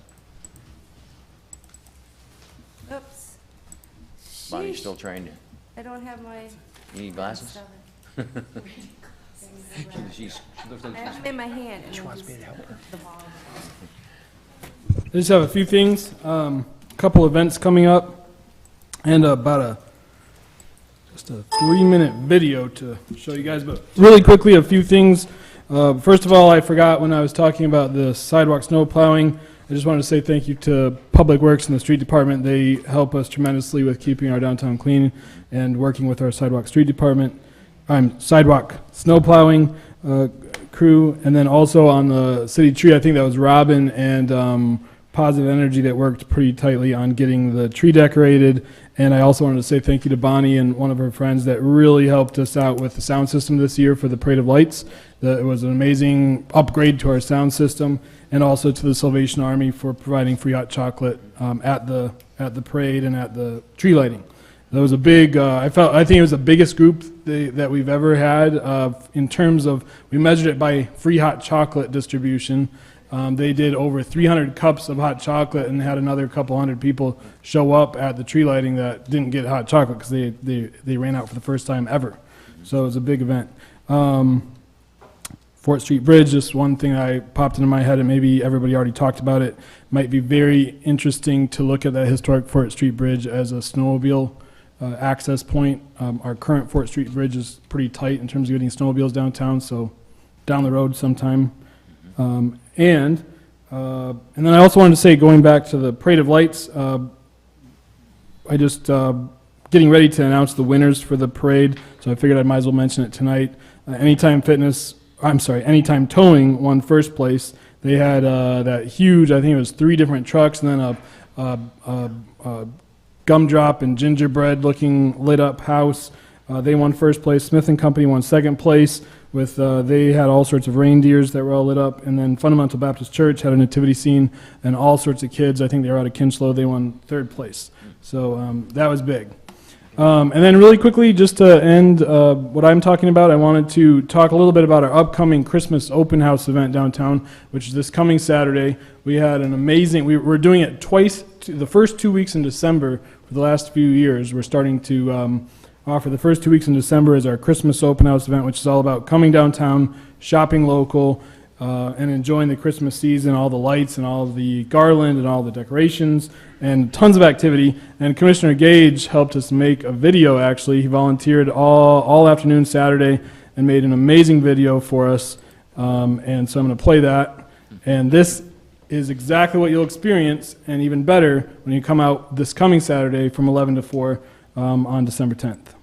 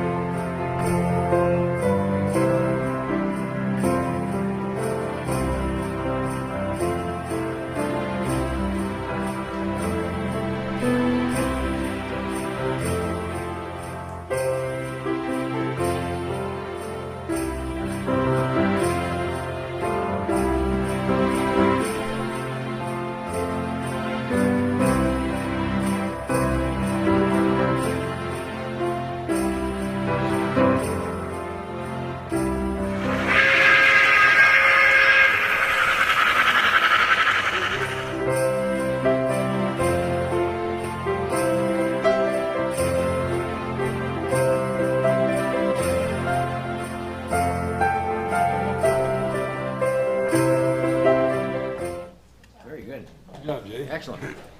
Excellent. Stop it. And I also just wanted to say thank you to the Visitors Bureau. Linda Hoth has been dressing up as Mrs. Claus the last couple years, and she also has had Jim Lehockey come out and do videos for 9 to 10 News. He did an amazing video as well. So it's been a really, really good start to our Christmas season, and thanks to everybody involved. Yep. Great. Any questions? Oh, okay. Thank Commissioner you. Torney. Thank you. Sorry.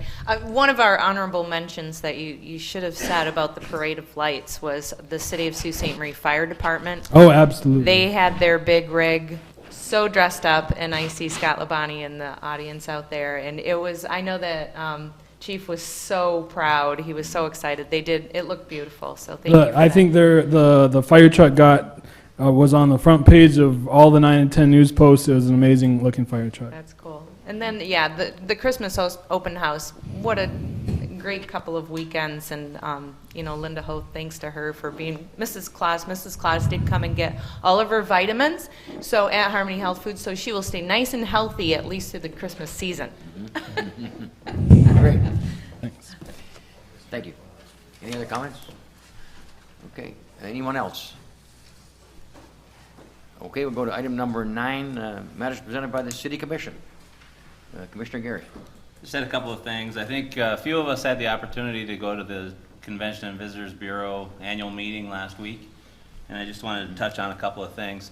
The CVB invested over $500,000 in marketing the Sioux area, and all of that comes to us at no cost from the city or anybody else. It's from an assessment that's generated from hotel check-ins, so it's all out-of-town money. Part of that money is about $50,000 goes towards the Pure Michigan Campaign partnerships. And at the meeting was Dave Lorenz, who's the head of Pure Michigan, and he had a couple of statistics that I thought were kind of neat. Pure Michigan in 2015 created $1.4 billion in visitor spend in Michigan, 4.6 million trips into the state, $98 million worth of Michigan tax. And if you look at it from a statistical standpoint, it has a 7.67% ROI. So for every dollar that's invested, they get over $7.50 back. I know there are some people that argue that point, but whatever you look at, it could be $2 and they're still making money. So it's a great campaign, and I think he was a great speaker, and they have a lot of good things going on, and I can't thank the CVB enough. When you look at the impact of tourism in this area, it's amazing. I don't know what the actual percentage is, maybe Jeff could tell us, but it's a very high percentage of our local wealth. And the other thing, over the weekend, my wife Jamie and I were able to be the Lord and Lady of the Manor at the Madrigal on Sunday night because of the absence of the mayor, and I appreciate that. And we all know that hospice is dedicated to providing community support to individuals and families touched by life-threatening illness, grief, and loss. And I think it was announced that as of January 1st, this hospice will be the only volunteer-based hospice house in the state of Michigan that does not charge for services. And if you look at the last 4.5 years, they've saved the community $1.3 million, all because of the unbelievable amount of support they received from the event you mentioned earlier that Bill and Mary Lynn danced at, and because of the Madrigal. And the other thing that Tracy wanted to mention is, Tony, you're out. That was a great event, and I appreciate standing in for you, so thank you. You bet. No, it's a great event, and I've been doing it a lot of years, and it's a great organization, as you said, and we have a couple of fundraisers, but they do exist because of the volunteers and the generosity of this community and others in not so distant areas that support them. So they continually need your support because they do not charge a penny for that, and it's really a worthy cause. So thank you. Thank you. Commissioner Twardy. Thank you. Yeah, ditto on both your comments, but I have a really cool gift to the city of Sault Ste. Marie. We have two really great new authors in town. They are Jane McLeod and Sue Tetzloff, and they wrote a book recently called The Employee Experience, a capstone guide to peak performance. And when I had mentioned to her that we have a city commission library now here at City Hall where you can borrow books from us for free, and right now we've only got 2 in the library. This will make our 3rd book that was donated to us, and the dedication said November 2016 to my city commission. Thank you for your work to make the Sioux great, Jane. So she's donated that to us, and so if anybody's interested in reading it, you can just come and borrow it from us. Great. Thank you. Yeah. Certainly like to thank Commissioner Gage. He did give us an email that included the governor's comments about the top 100 projects going forward for infrastructure, and the Sioux Locks is one of those projects. So going forward with the new candidate or the president-elect talking about lots of money being spent for infrastructure, hopefully. Hopefully the Sioux Locks will raise its head again and finally get funded. We know they've spent, I think, I calculated somewhere around $34 to $40 million in preparation, including engineering. The cofferdams are all in place, and all we're now waiting for is the actual appropriation and the money. So maybe we'll see that in the near future. Maybe Santa will come again this year. You never know. Commissioner Gage. That study is actually very interesting too, because it wasn't just that the governor had said that this is something I want to have done. He assembled 3 different 21st century economy commissions. There's one about the economy, one about infrastructure, and one about education. And the infrastructure committee was composed of a number of different business leaders from across the state. I think only 1 or 2 of them were from the UP. None of them were from the Sioux region. And it was very Detroit heavy, very Grand Rapids heavy. So having a group of business leaders like that from places that aren't close to here recognize the fact that this is important, and to come up with that as a priority of the top 100, independently of what the governor said, I think speaks volumes. I think that having the governor talking about it in the state of the state, having this report, having our state senator Wayne Schmidt just last year pushing a resolution alongside his Senate colleagues at Lake State to compel the Army Corps to do a new study. Seems like all the pieces are sort of falling into place, and it's becoming a point now that we can't afford to ignore it. I mean, and having a broad coalition like that is so important. I really hope that moving forward, our Congressman-elect Jack Bergman can build a coalition with other congressmen from districts that are affected by the Sioux locks, but probably don't even know the locks exist. Primarily Pittsburgh, Detroit, and the rest of the people on the St. Lawrence Seaway. But so it's very interesting. I'm refreshed to see that in the 21st Century Infrastructure Report, and the Economy Report. The Economy Commission is meeting currently. They're going to issue their own separate report, and we are lucky enough to have a Uper on that committee. It's my boss, Tom Pleger, is on that committee. And so we'll be able to he's not a Uper, I get that. He's a temporary visitor. He'll be able to hopefully continue to push that at that level as well. Thank you. Anyone else? Commissioner Lynn? Move to adjourn. Support. All those in favor signify by saying aye. Aye. Aye. Opposed, same sign. We are adjourned. Thank you very much. I don't want those. He's not a temporary visitor if he dies here. Thank you before, but